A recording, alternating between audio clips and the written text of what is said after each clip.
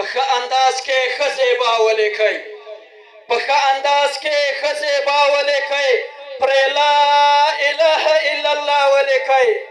د سپین بیرغ منځ کې په غټو تورو ګران محمد رسول الله ولیکئ. تصویران لرې کړئ، ګناه لري ډېر، نوم د شهید اشنا ولیکئ. اتل طالب ټوله نړۍ ماته کړه، داسې پر چوک د اریانا ولیکئ.